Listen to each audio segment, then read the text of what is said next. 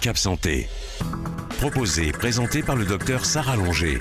Votre nouveau magazine santé à regarder en complément d'une alimentation variée et équilibrée d'un mode de vie sain. Pour découvrir, s'informer et rester en bonne santé, suivez Cap Santé sur Web TV Info. Je suis actuellement dans le service de réanimation sur l'hôpital de La Rochelle. Aujourd'hui, on parle d'un sujet qui est sensible, qui est peut-être très douloureux. C'est le don d'organes. Je me trouve avec le chef de service de réanimation, c'est l'émission d'aujourd'hui.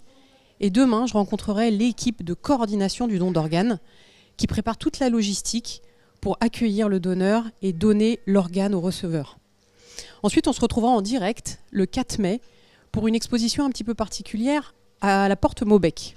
Une exposition où justement beaucoup d'artistes vont donner des œuvres qui seront vendues pour avoir un profit pour réaliser la seconde campagne du don d'organes. La première campagne du don d'organes, c'était celle-ci. Je suis recyclable. Elle avait fait beaucoup parler d'elle, cette campagne. On en reparlera dans l'émission de demain. Mais là, avec Alexandre, le chef de service de réanimation de l'hôpital de La Rochelle, j'aimerais comprendre, Alexandre, qu'est-ce que c'est que le don d'organes? Pour les gens qui ne connaissent pas, qu'est-ce que c'est? Est-ce que tu peux l'expliquer? Le don d'organes, c'est basé sur le principe qu'on soit tous des donneurs potentiels. C'est gratuit et c'est anonyme. Et c'est la possibilité de pouvoir donner un organe. On pourra revenir sur les organes ensuite, mais à des gens qui en ont besoin, qui attendent parce qu'ils ont une maladie qui nécessite une greffe d'organes. Est-ce que tout le monde peut être donneur d'organes? Est-ce que quelqu'un qui a eu un cancer dans sa vie, quelqu'un qui a une maladie particulière peut être donneur? Non, tout le monde ne peut pas être donneur et c'est l'établissement français des greffes qui décide qui peut être donneur ou pas. Et effectivement, il y a des règles. Par exemple, quelqu'un qui a eu un cancer, bien souvent, il peut pas donner. C'est pas valable pour tous les cancers, mais effectivement, en règle générale, un cancer est un obstacle au don. Et alors, comment ça se passe? Parce que là, on est dans le service de réanimation. Donc il y a des familles qui arrivent avec quelqu'un qui va pas bien, qui a des risques vitaux, il est proche de la mort. Comment ça se passe en pratique pour toi au quotidien? Eh bien, en réanimation, effectivement, on est confronté au don d'organes, puisque dans le cadre particulier de la réanimation, on prend en charge des patients qui vont être en état de mort encéphalique, ce qui est le préalable pour pouvoir enclencher cette procédure de prélèvement d'organes. Et donc c'est en réanimation effectivement que ça se passe. Alors l'état de mort encéphalique, donc c'est une mort qui est un petit peu particulière, hein. Ça veut dire qu'il n'y a plus du tout d'activité au niveau du cerveau. Ça ne concerne pas tout le monde et ça ne concerne pas tous les types de décès.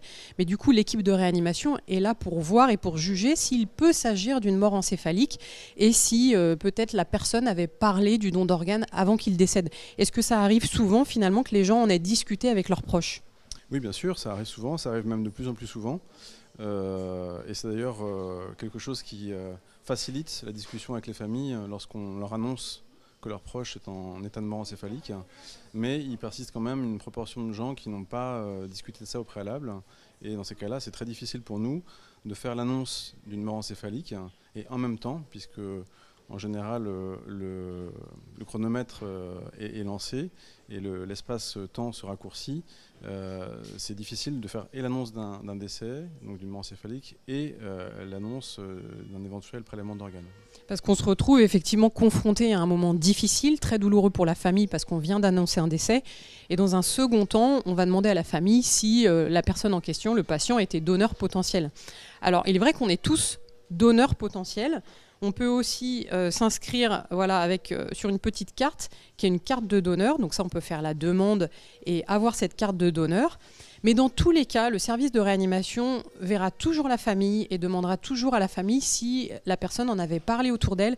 Et c'est pour ça que je pense que c'est le plus important, non, Alexandre? C'est que les gens en parlent autour d'eux s'il y a un message à faire passer.